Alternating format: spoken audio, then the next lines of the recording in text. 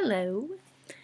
So the first thing that we're going to talk about is how does the children slash founders slash iGeneration use and consume the electronic media or social media. And the first thing that they would use it for specifically is TV, like using a television, which now has a lot more things for them to access, like YouTube, Disney Plus, Netflix, things like that. And then music, which they could listen to on their iPod. Their phone now has the ability to play music. Their TVs now have the ability to use and play music. And then they also would use computers and video games, which lean more towards boys. But computers are something that the iGeneration or Founders Generation use a lot, especially now. And they don't just use them for everyday, just playing around things, but they also use them for school, like we do here. We do a majority of our school online over the laptop or computer or whatever they may use, and it actually consumes a lot of their time. And I actually did some research, and it states that 66% of children own their own cell phones, and that age range is between 8 and 18. And 33 minutes of that use of their cell phones is talking, and then 49 minutes go towards media, like social media, such as Facebook, Instagram, Twitter, a bunch of other things that they have now. And then 52% of it goes towards a specific app called TikTok, which is now making a huge comeback because that's all that people have to do. And then laptops have a 20% usage, which I think it actually probably will go up considering all the usage that it's going to be used now that that's all that people can do, whether it's work, they're working from home and using their laptops, they're doing school every single day on their laptops, and then now that there's internet, the internet at home and as well as going into the bedrooms, which it didn't used to do that, went up to 36%. And then for the second question, it states, how are they different from the millennial generation when it comes to the electronic media? And I was a little confused at this question, to be honest, at first, so I'm going to try my best to answer it. But it says, or I wrote down, that the iGeneration is the first generation to grow up fully submerged in a high-tech smartphone driven world, which is actually true. I was thinking about it, and I am almost 23, and when I was younger, we didn't have smartphones, we didn't have laptops, we had some computers, but they weren't in every single home. We didn't have one in our home, but we did have a phone, but it was connected to the wall, and you couldn't take it everywhere with you. And I didn't really see cell phones or anything like that until I was probably around 10. So I haven't been submerged into it my whole life. It was something that grew on me, and I don't always enjoy it. I don't always like it. I think it causes a lot of problems. So to see the younger generation that's below me being in it around all the time, and that's all I see people on. I go to a restaurant and I see them on their phones, not even talking, and it honestly took away face-to-face interaction.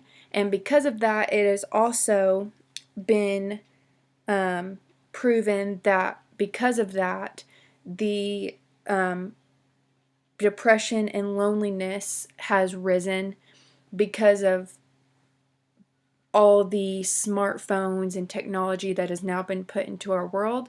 people are more concerned about that, and that's their life. So they're not really considering relationships with other people, and they're spending less time with friends and family in person, but rather they're doing it over the phone, and they're not getting that connection with people. And even in school, some people are using their phones, which I know that they've been trying to kind of limit that a little bit. But especially now with what is going on in our world, that's been taken away from people. So now it's even worse than it was before, which I know probably the percentages of depression and loneliness will go up based on people only being able to interact over social media, which can be a good thing.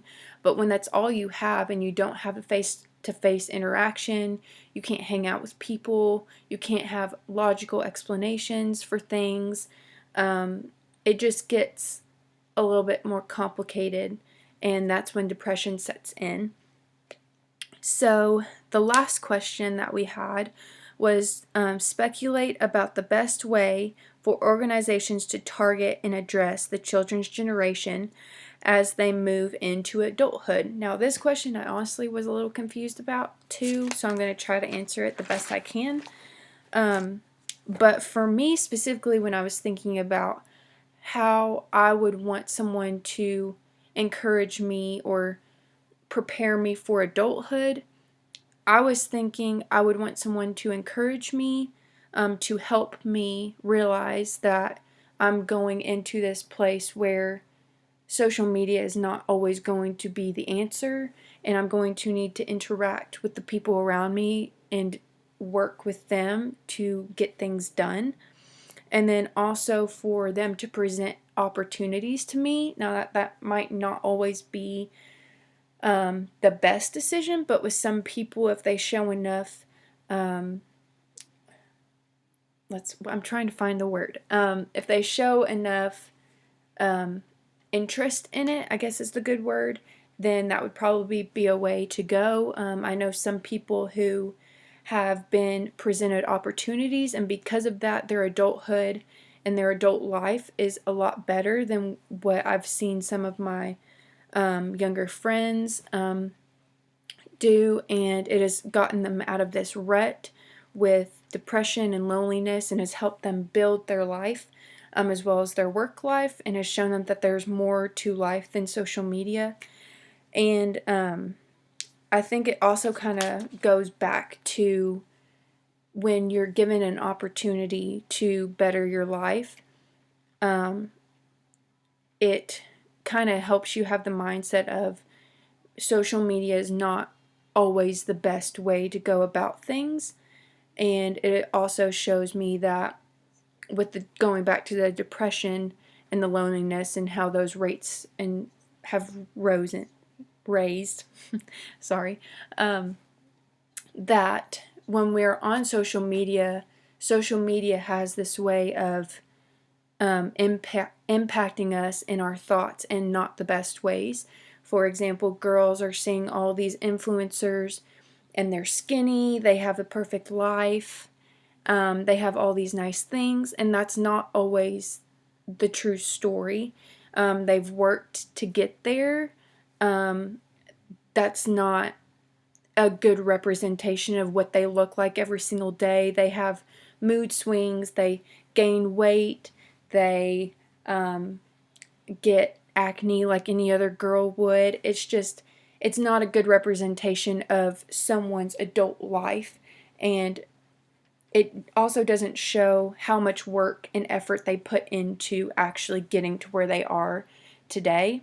And I've seen a lot of influencers even say how much sometimes they don't like social media and the internet and just technology, and how they feel like it has ruined a lot of what our world is about and being with other people. And even the Bible says how much being together in fellowship is a part of life, and how much He wants us to do that.